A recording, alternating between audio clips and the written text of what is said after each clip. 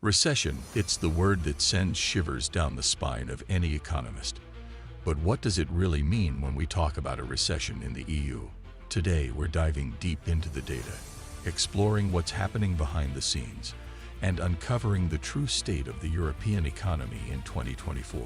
Stay with us until the end, because you'll want to know exactly what this could mean for your future. In 2024, the economic landscape in the European Union, EU, is experiencing significant turbulence. From energy crisis to inflationary pressures, the factors at play are immense. But the burning question remains, is the EU currently in recession? The European Central Bank, ECB, recently lowered interest rates in October 2024, a move that has many analysts scratching their heads.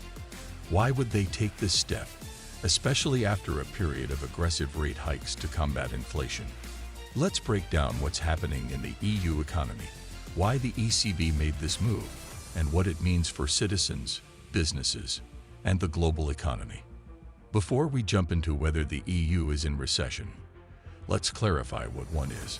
A recession is typically defined as 2 consecutive quarters of negative GDP growth. However, there's more to it than just a drop in GDP. A recession can lead to higher unemployment, reduced consumer spending, falling business investments, and overall economic contraction. In the EU, the signals are mixed.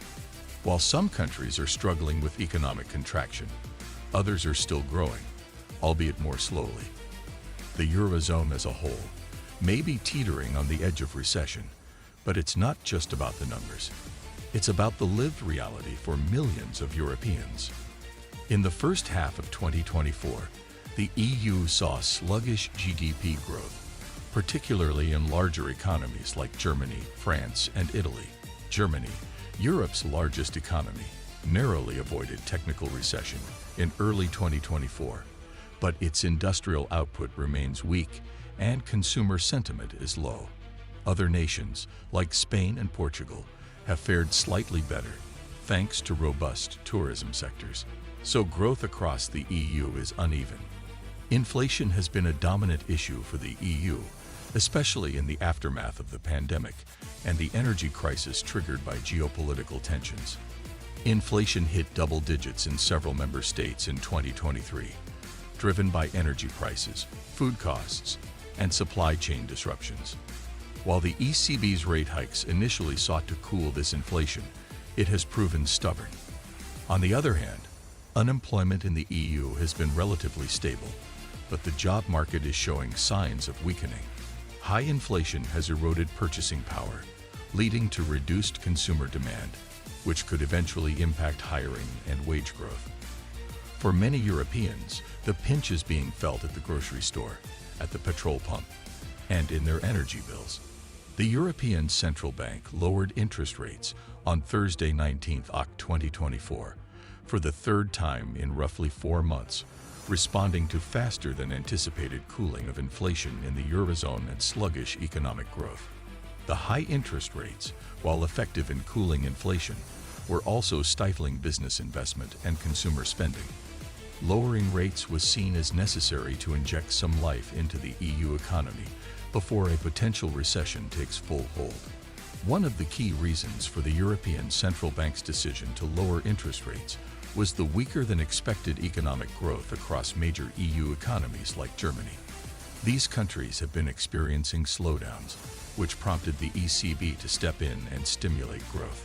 The previously high interest rates have been stifling investment, as businesses were cutting back due to the increased cost of borrowing, making it harder for these economies to regain momentum.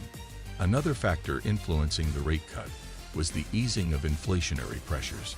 Although inflation remains elevated, particularly in certain sectors, the ECB noticed that some price pressures, especially in energy, had started to subside. This gave the bank more flexibility to shift away from its previously aggressive approach to managing inflation, allowing it to focus more on economic growth. Lastly, political pressure played a significant role. Governments throughout the EU had been advocating for more accommodative monetary policies to prevent mass layoffs, business closures, and potential social unrest. The ECB's decision likely reflects the complex political realities of managing 27 different economies within the Eurozone, each with its own unique challenges and needs. How do you think the EU should handle the threat of recession? Let me know in the comments. Your insights could spark some great discussion.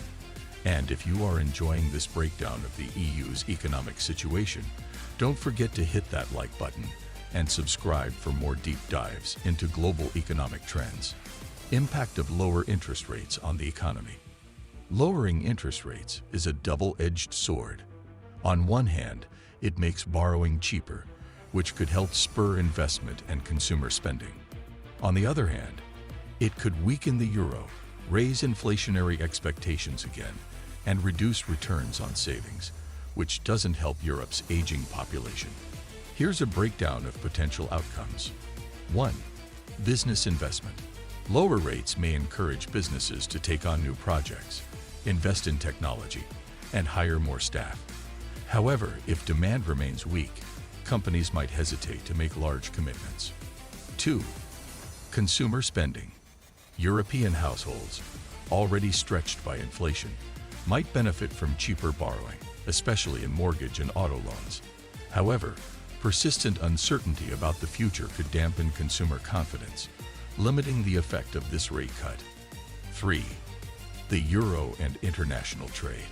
A weaker euro, a possible side effect of lower rates, could help EU exports by making goods cheaper for foreign buyers.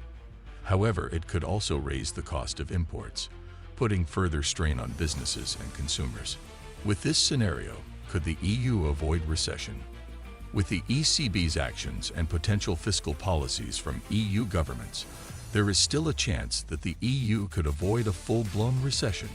However, the challenges it faces are significant and multifaceted.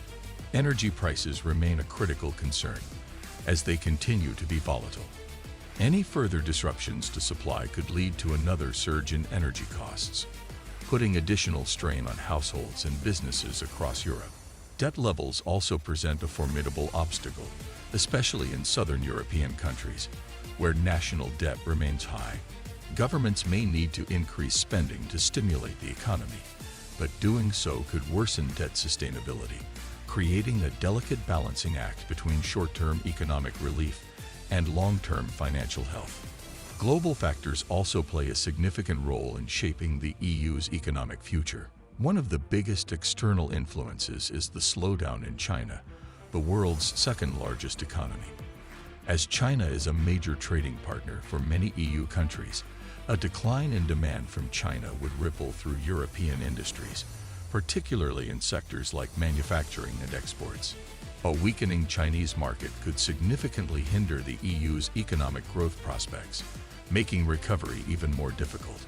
In addition to China, ongoing geopolitical tensions, such as the war in Ukraine, continue to disrupt global supply chains and energy markets.